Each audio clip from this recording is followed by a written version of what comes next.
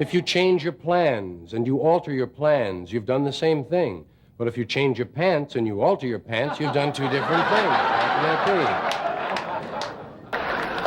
be? A house is just a place to keep your stuff while you go out and get more stuff. Yeah. Hot water heater. Now, why would you want to buy a hot water heater? Hot water doesn't need to be heated. You want a cold water heater. Or a hot water cooler. Hot water cooler. Who do you think is the most brilliantly analytical and linguistic mind to ever grace The Tonight Show? The answer is George Carlin. Working on a nice new investment of mine, a roach spray. It doesn't kill the roaches, but it fills them with self-doubt as to whether or not they're in the right house. His sharp observations about daily absurdities immediately challenge how we look at the most ordinary parts of our lives. But I'm scared to know about it. Also, they found a spot on my lung, but thank God it was mustard. Yeah. And but this chair... Now, prepare to experience his unmatched linguistic mastery as we dive deep into his most iconic late-night appearances. 1. George Carlin's most iconic and deeply analytical late-night routine. This breakfast routine demands strict attention, but his search for the perfect morning drink raises an entirely different problem at breakfast. But a quick trip to the local store forces him to face some highly irritating social expectations. Is incredibly draining, but he easily finds comfort in a much darker and more realistic alternative. Feels honest, which inspires him to completely redefine how we answer standard daily those hollow pleasantries. But his brilliant mind soon shifts to analyze the true material purpose of our homes. Home security is stressful enough, but we face a different kind of discomfort when we visit another person's territory. Other spaces can feel highly awkward, but a simple vacation forces us to select a very specific pile of belongings. Travel logistics can quickly spin out of control. But his drive to the studio sparked an even more controversial those tired sayings. But his actual community efforts focus on some incredibly strange. 2. George Carlin's most provocative banter on society and history. Would you welcome George Carlin?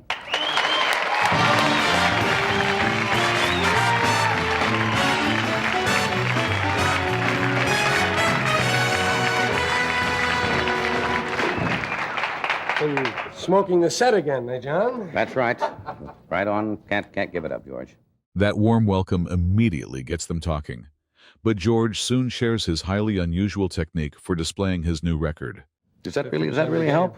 Pardon me? Really help when you hold up the album and do that? Yeah, this show, in fact, is known more so than any of the others that there have been and have gone away to. I think it's because of the way I hold the album. Could be. Some of the fellows say, here it is, and other guys get to do this, but I hold an album nicely. You do. And I think that probably has more to do with anything else. The way I hold it. The album's, of course, good. Directly on it is all. The proper lighting certainly makes the album shine, though some far more serious legal worries are currently waiting in Milwaukee. Because I've been reading about your problems in Milwaukee, and they busted you there, or tried to bust you, or there's a court case pending. Right.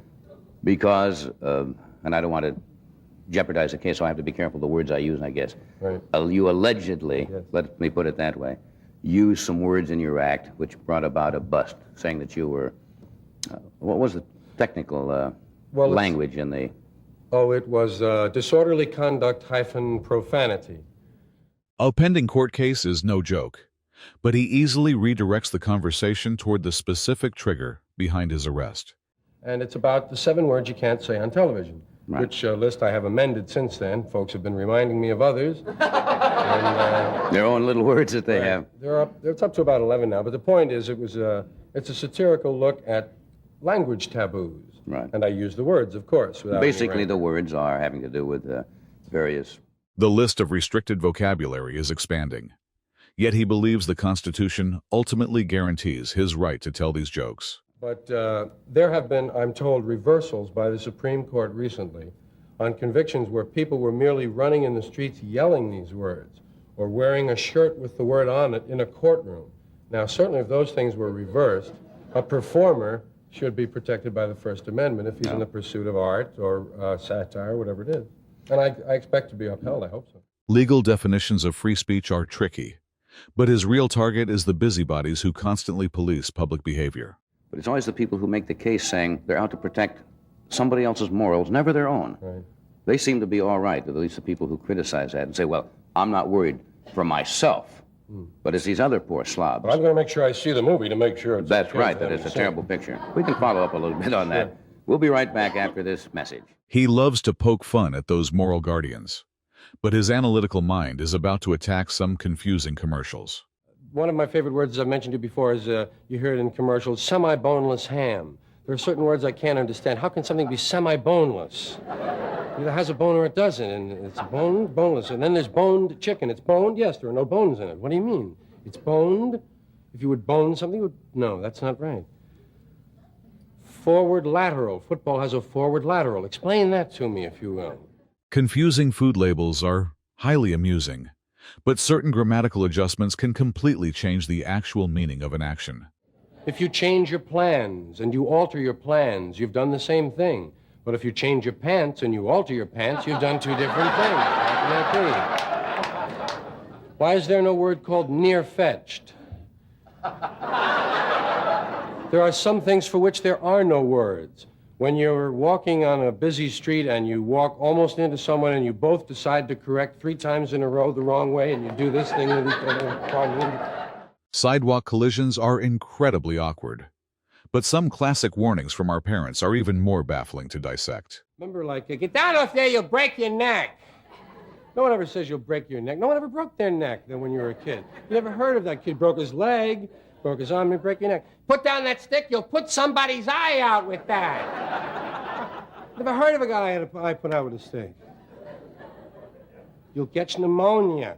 Don't pick at it. In or out, come on.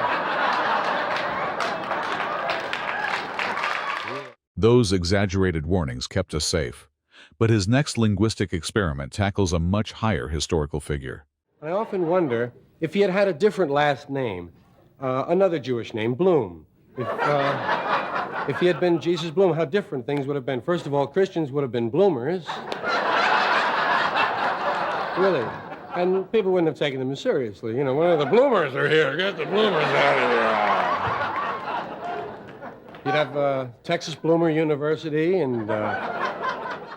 That hilariously provocative theory on names perfectly showcases his genius, leaving the audience with plenty of food for thought. 3. George Carlin's funny stories about his medical scares and weird investments. George Carlin returns to the couch to share some incredibly bizarre updates about his health, habits, and new approach to life. Well, George? Yeah. How are things in general? Pretty good. I feel great these days. I'm showering with new zest, and I have none of that sticky film anymore. That sticky film, I went through my whole life with that sticky film. And it's good to be alive. I'm into a new lifestyle which doesn't require my presence. He feels incredibly fresh these days, but a deeper search for his true identity recently led to an astonishing personal discovery. Through a long period of trying to find, it's a cliche to use this phrase, yourself. but trying to find out who I was and where I was going. And to my great surprise, I found out that I was Elizabeth Newsteader.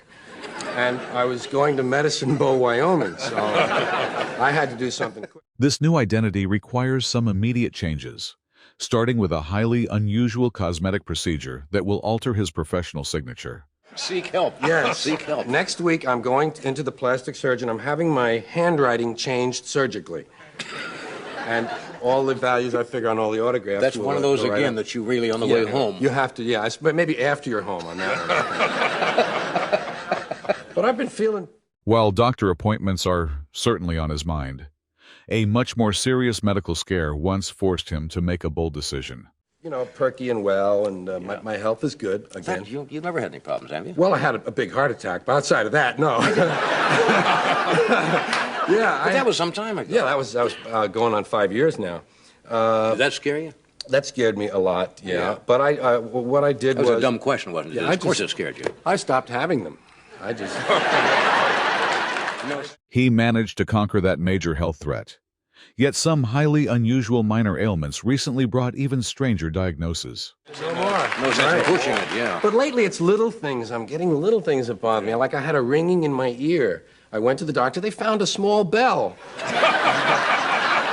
It's the strangest thing. And I found out there's a disease, not a disease, it's an ailment called objective. It's called tinnitus. When you have, right. There's a disease called objective tinnitus where other people can hear the ringing and you can't. It's kind of strange, but I'm glad I know about it. Also, they found a spot on my lung. But thank God it was mustard. Yeah. The doctor's clean bill of health is a massive relief, though managing his enormous, uniquely named family presents an entirely different challenge. A couple of them are in trouble now, but I've got 11 sons. A lot of people are not aware of that. I didn't know you had that large a family. I have 11 sons. I have Akbar. Akbar? Akbar, Buzzy, Sherlock, Tonto, Nebuchadnezzar, Pinocchio, Mustafa, and Ace. And John. Yes. I named him when I was still doing a lot of drugs. Those wild names are certainly memorable, but his chaotic household budget suffers even more from a series of terrible business decisions. My guy's not much better than your bombastic Bushkin. Yeah, I get really? like plastic gongs, you know. Plastic gongs? Yeah, it didn't go at all. Prescription toilet paper, we didn't make a nickel on that. I didn't even understand that one. No. But there is, and then he tried to get me into a professional javelin throwing franchise. And the money... Like team tennis, you mean? Yeah, similar. Indoor javelin throwing and stuff. And this hard to turn out a crowd for that. It is. Well, see, it's just new pro. The amateurs, they come out for it, but it's pro now. And they can't get the people. But I have something promising. What's that? I haven't lost all my money. This is a new roach spray. It doesn't kill the roaches, but it fills them with self-doubt. Makes them think twice. Of course. They're not sure if they're in the right...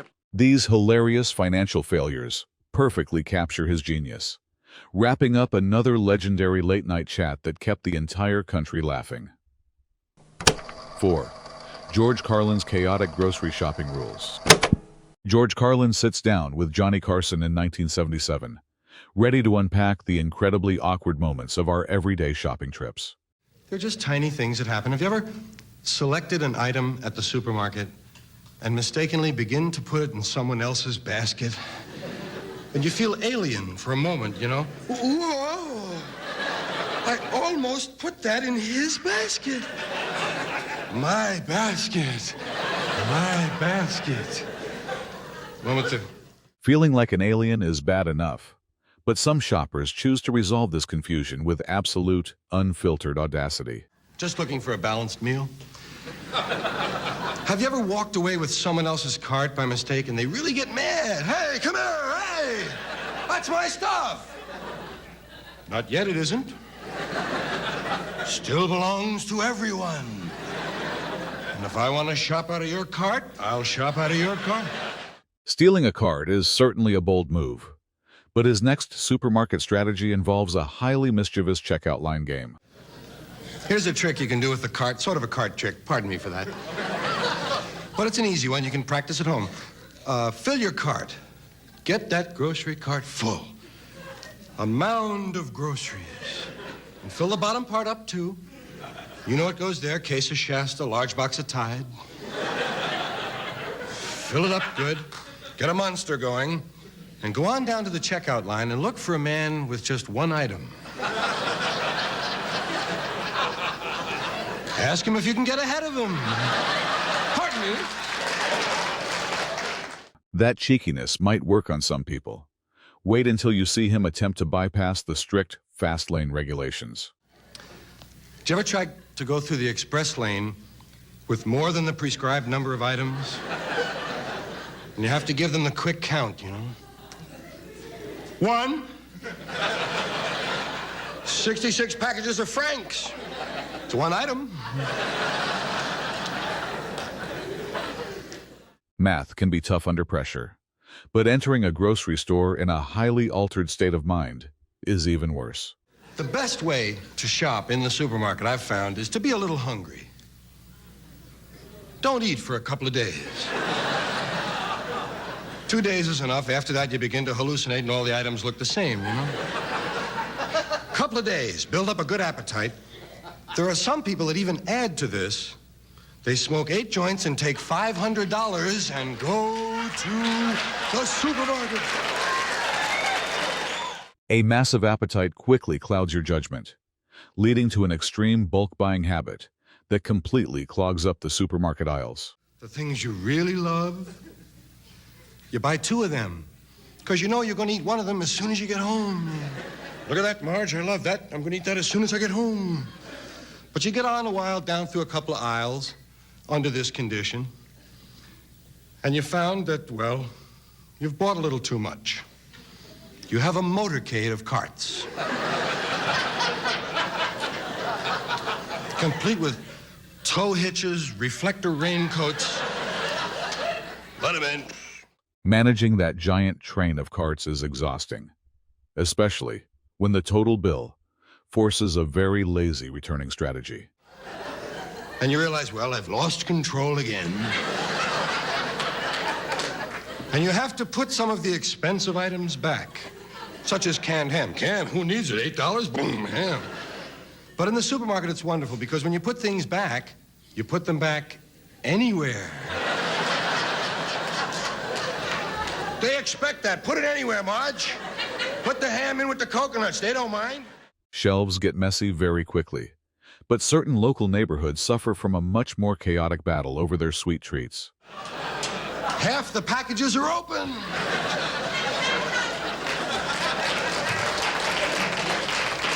And all the good cookies are gone. Where the hell are the Malomars? Yeah, we can't get them in the store. They line up at the truck for Malomars. You know, and there's always lots of rotten cookies. You know those lousy cookies? Local cookies. Jim's cookies. 63 varieties. You can't make cookies in 62 tries. Leave me out, man. Ruined cookies are a tragedy, but his ultimate solution to escape this consumer madness is an incredibly strange footwear proposal. How can you resist the bargain of the week, which is usually a garbage can full of juicy fruit? 44 cents. We'll never need gum again, Marge. I believe we should try to do that. Each of us pick out one commodity that we know we're going to need and buy all of them that we'll ever need. Give me 66 pairs of sneakers, please. Then you have that off your mind. You'll never have to buy sneakers again. His comfortable seat on the couch leads to an attack on a very confusing appliance. That are fun, because we all know this. I'm setting up a small premise for myself. Yeah. Hot water heater. Now, why would you want to buy a hot water heater? Hot water doesn't need to be heated. You want a cold water heater. Or a hot water cooler. Hot water cooler. Heated water is certainly a bizarre concept, but other commercial food labels can be even more misleading for hungry customers. Now, boned chicken. This goes along with things like jumbo shrimp, for which I cannot. I look at the menu and I wonder what they're going to bring. Jumbo shrimp. I mean, is it a large shrimp or is it a small jumbo? What am I going to get? How about a full quart? All right, yes. Just to Now, be they use sure. that all the time in advertising. A full quart. No kidding. Not 27 ounces. We're getting a full quart. What else? A quart's a quart. Semi-boneless ham. Fool around with that, Charlie. Yeah, What I is say that? to the What's man, that mean? Well, what's in there? And he says, I don't know, but I don't know. I knew. 5. George Carlin's funny parody of shady television commercials. George Carlin strides onto the late-night set and immediately warns the audience about a very bizarre broadcast rule. I assume that most of you know that waving on camera is a federal offense. And there's a fine by the Federal Communications Commission of $5. We pick up a buck wherever we can. Absolutely. We got Can I help you? I mean, yeah, anything. We got a crazy show tonight. That quick cash grab sets a playful mood, but George now targets the sketchy late-night sales pitches on television. Tonight I would like to ridicule those commercials that come on late at night on television and last for about 15 or 20 minutes. They always have Eddie Albert or Don Wilson or someone else you trust. They come out and sell you records. This massive musical collection sounds impressive, but the actual pricing system is completely different from any standard retail offer. Now, these 400,000 musical favorites are yours, not for $1,000, not for $500, not for $100. They're yours for 12 cents a pound. Well, that comes to a little bit over $14,000. But what a small price. A giant financial investment deserves some top-tier entertainment, which brings some incredibly specific country music titles. Now, here's just a sample. In the country and western field, you got Skeeter Peters and her Chitlin Eaters, featuring whistling Jack Spiegelheimer, and that's from the wonderful Hillbilly Purgatory album. You'll recall some of those tunes. I got you out of my heart, but I can't get you out of my apartment. Please don't wear your golf shoes when you run around on me. Church Fire Mama, Hit and Run. Those strange country melodies are certainly unique. But George has some very blunt news about the return of classic jazz. And jazz fans, as you know, the big bands are coming back. There ain't no jobs for them, of course, but they're coming back, sure enough. I know you're going to enjoy the Ornette Perkins Far Out Woodside Avenue Experimental Pop Band and Travel Agency as they play their calypso version of Taps. The music business is tough indeed, which is why George offers a very aggressive installment plan for tight budgets. Thou right now to lay out on records. Well, we can spread them payments out over a week for you, folks. 7 handy, easy payments, $2,300 each, and you're paid in full. And, of course, that means we'll be leaving your children alone. So act now. High-pressure sales tactics are highly effective, but his ultimate bonus record contains a secret message for his listeners. And to wind things up, something you're really going to freak on, we got the brand new John Lennon album. And if you play it backwards at slow speed, you can hear a voice saying, "Dummy, you're playing it backwards at slow speed."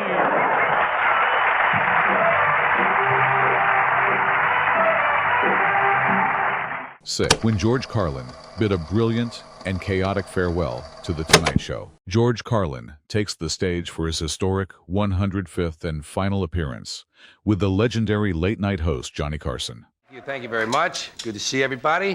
This is my last Tonight Show with Johnny Carson, and this is my 105th Tonight Show. By no means... Certainly not a record. A lot of people are up around 200, I understand, but 105 of them. This emotional milestone marks an incredible journey, and George is quick to calculate the massive amount of physical effort behind it. And I always did a stand-up, didn't I, Johnny? Always did a stand-up. None of that, let's sit right down and, talk about my goat's operation or something. 6 minutes per monologue, a total of 10.5 hours. Standing here or in New York in the same spot, and that's a lot of time. I could have had sex 3 or 4 times during that. All that time spent standing in one spot certainly brings fame, but a recent trip through Pennsylvania brought some unexpected violence. And the aftershave, whoa! Well, I'm not feeling completely well. I was traveling in Pennsylvania recently, and I was beaten up. Oh, you're from Pennsylvania? I was beaten up by a buggy full of Amish people. You're not expecting it. Anyway.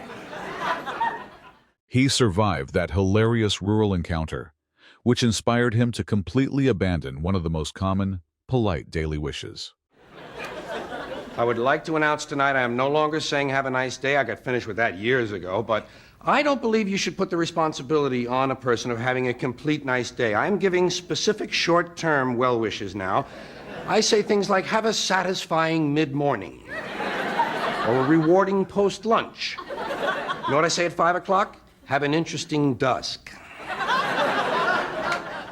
His new daily pleasantries certainly keep life interesting, but protecting his actual home requires a much more terrifying and chemical warning. Figured out the security thing at our house. For years we had security problems. Put up a sign, pit bull on angel dust. Yep.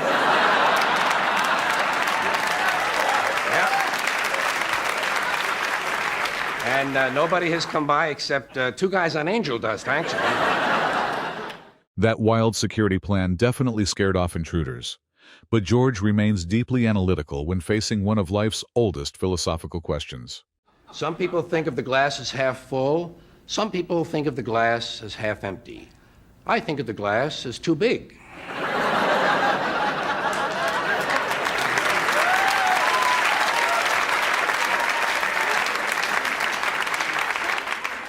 Uneasily dismisses that classic perspective debate, but his sharp mind soon shifts to the immense historical weight of personal names. Names are very important. I think the Second World War would have been a lot easier if his name had been Slim Hitler. 3 observations in 1 monologue. You know what you never see, and I'll close with this. You never see a really romantic French ballad singer with a 12-pound cyst on his neck. Those bizarre historical names leave everyone laughing. But wait until you hear how he named his own massive, rebellious family. D'Artagnan, yes, Yeah. unusual name for a boy. Yeah, well, he's only one of them. There was, of course, Silas, Cheech, Akbar, T-Bone, Winslow, Satan, Night Train, Gargantua, Tonto, and Spud. And Dagwood, I didn't mention Dagwood. Dagwood. Dagwood's having trouble. Dagwood's been arrested again. He's in trouble. Yeah, girl giving a virgin a hot foot. Which I never heard. I never heard of that. And doing the It's a wave. little-known crime, isn't it? Pardon me? Little-known crime. It is. It's a misdemeanor. Thank goodness. Doing the wave in church is. Those hilarious household confessions perfectly illustrated his legendary wit, capping off a historic final appearance that will live forever in television history. 7. George Carlin's legendary masterpiece on everyday morons and social trends. George Carlin's timeless rants prove that looking closely at our daily habits is the best way to expose life's absurdities. Which of these social pet peeves do you agree with the most? Share your thoughts in the comments below, and do not forget to subscribe for more classic comedy.